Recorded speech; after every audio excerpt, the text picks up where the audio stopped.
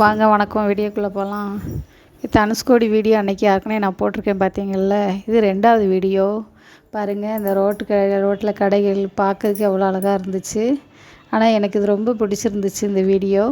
அதனால தான் நான் அதை வீடியோவாக எடுத்தேன். சரி, இது வீடியோ எடுத்து போடலாம், எனக்கு ரொம்ப பிடிக்குது அப்படின்ட்டு. இது நல்லா அந்த கடற்கரையில் நான் போய்கிட்டு இருக்கையில் இந்த வீடியோ எடுத்தேன். இது இப்போ இந்த கடற்கரையில் போய் நல்லா பயங்கரமாக அடிக்கி பாருங்கள். தண்ணி நல்லா ப்ளூ கலரில் இருக்குது. இதில் நான் நடந்து வரும்போது எங்கள் அண்ணன் பையன் எனக்கு வீடியோ எடுத்திருக்கான். இது வீடியோ எடுத்ததே எனக்கு தெரியாது. அவன் இந்த வீடியோ அனுப்பிவிட்டப்போ தான் எனக்கே தெரியும் எங்கள் அண்ணன் பையன் வீடியோ எடுத்ததே எனக்கு. இதை எங்கள் அண்ணன் பையன் எனக்கு எங்கள் அத்தையை நான் வீடியோ எடுக்கணும்னு ஒரு ஆசையில் எங்கள் அண்ணன் பையன் எடுத்திருக்கான். ரொம்ப பாசமாக இருக்கான். பாசக்கார பையாவே எங்கள் அண்ணன் பையன். பாருங்கள், இது கடலில் அலை பயங்கரமாக இருந்துச்சு. நான் காலை மட்டும்தான் நினச்சேன். பக்கத்தில் எங்கள் அண்ணியும் நானும் அப்படி கடல்கிட்ட நின்னோம். நாங்கள் அதுக்கு உள்ளுக்கிட்டலாம் நான் போகலாம், ஏன்னா அலை பயங்கரமாக இருக்குது.